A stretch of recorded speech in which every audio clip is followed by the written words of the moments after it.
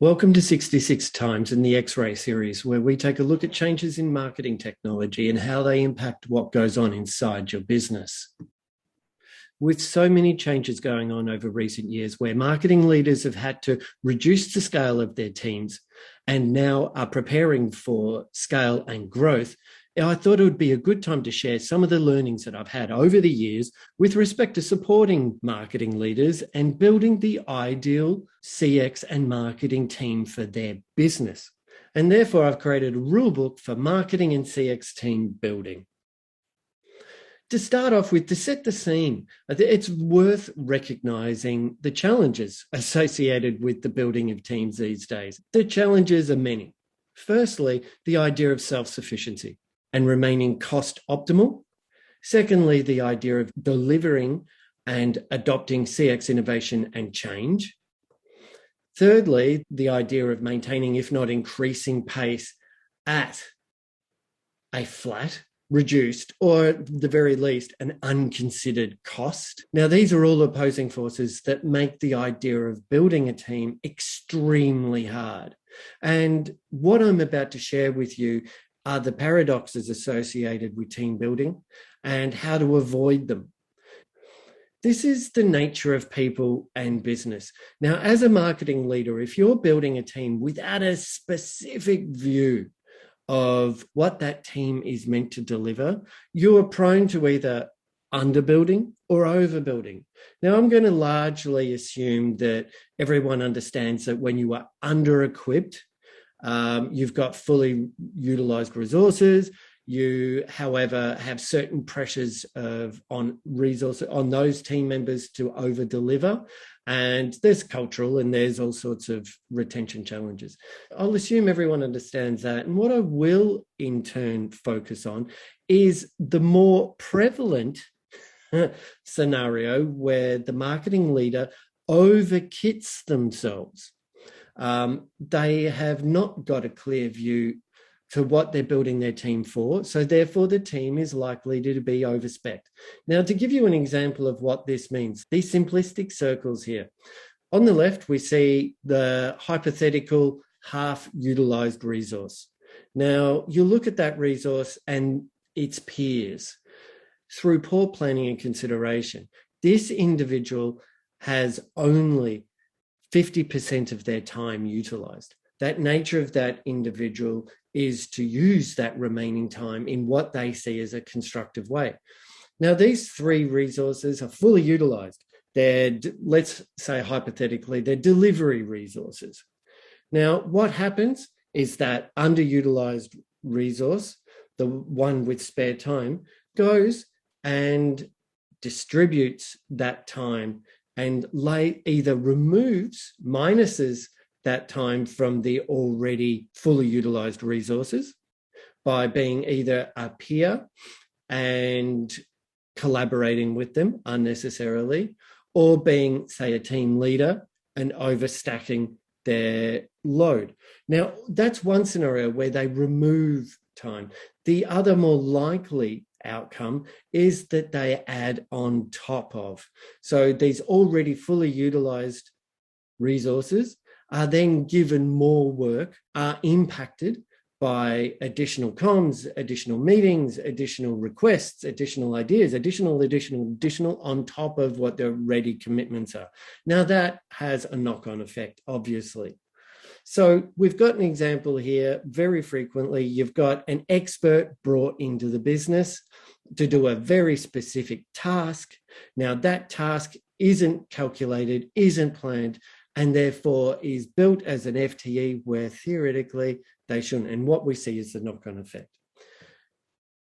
The first takeaway in this I'm going to deliver very quickly, and that is just a summary of what we've been talking about in a little more detail. An overpopulated team, as we just noted, distracts on core focus.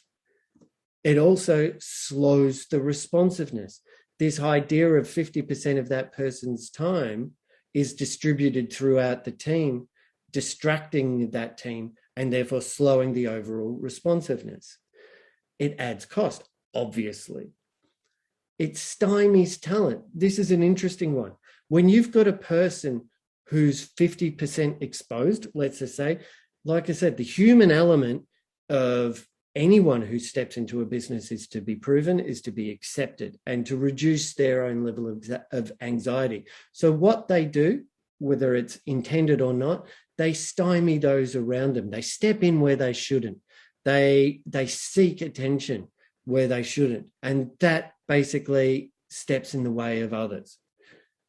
They increase team attrition as a result of the compounding issues associated with them and their available time. And then finally, the more important and arguably the almost most important is they make worse existing failings in process. They'll compound a already complex planning process. They will compound an already complicated delivery stream. They will, in essence, add time where it wasn't required. So you cannot build an efficient team until you know what it is that team is to achieve, when they are needed to achieve it, and how. So to achieve this, I've developed what I call the West principle. It's very simple to remember. First, what you need to deliver, the effort required, not just in a simple, oh, that's high, medium, or low effort. We're talking specific effort, specifically what you need, specifically what is required in terms of skill and in terms of the tasks and their frequency to deliver those tasks, right? All this, when mapped out, when you connect your vision and you decipher your vision in these terms, you start to build a picture of what, right? When you've got the West principle at play, you can progress more naturally to creating an ecosystem that's fit for purpose. Now, you've heard me talk about this before in terms of the way of measurement and the way of planning. And this is my little butterfly sort of analogy, where on the left, we've got a view of what you deliver to market by way of CX and marketing activity and the way you measure effectiveness. That is a series of actions and events and duties performed. Over to the right is what dictates the intensity and the team structure that you require. So if we evolve this, you get to see how these are compacted a step further by your idea of innovation. I've delivered a webinar which describes innovation versus change. And simplistically, innovation is something that you introduce that does not exist. Change is literally a change of something that pre-exists in your business. Change is a continual improvement idea. Innovation is a leap idea. Now, when you've got those going on in a cyclic sense, you've got the nature of first, your BAU on the left. Your BAU is impacted by the type of team that you need, by the variables on the right. Then you've got to consider in the variables this idea of how innovation affects complexity, velocity, quality, and cost, how change also affects those items. Now, if we look at this again, we've got our strategic advantage in the center. You get this whole model right. You've basically got your own proprietary model for advantage. Now, I've spoken to that several times before, but let's take a step back. Let's look at this in terms of specific team building. As you look on this is what I discussed. This is where most businesses plan to. What do I need? They're comfortable in what they tactically deliver to the market. They're comfortable with what they know they need to innovate for. They're comfortable for this idea of change to various degrees. This is an area of competence. But what is failing is the very dramatic effort, skills, task, and frequency to the ability to pre-plan cost, pre-plan quality, pre-plan the impact on complexity in the team architecture. So these are not met properly. Take a pause. This has all gotten very busy. What I'd like to do is continue with my little butterfly methodologies and layer over it the team building needs. Let's go back to this. Let's first look on the left, attributed share of revenue. Most marketers look at what they put to market, just to remind you, CX marketing and effectiveness. Marketers seek attributed share of recognition or attributed share of revenue. To be accountable means to be recognized. And while you've got sales, you've got many channels vying for the ultimate revenue prize, marketing requires a degree of recognition. And against that recognition is, again, these gray areas that affect the team structure, affect the team investment. You've got the time and cost at the center, and then another part of gray area, which is the controlled return path, the controlled investment path. These are, like I said before, under-recognized, under-considered, under-planned. Now, if we look at this, it's further compounded by the evolution in investment streams.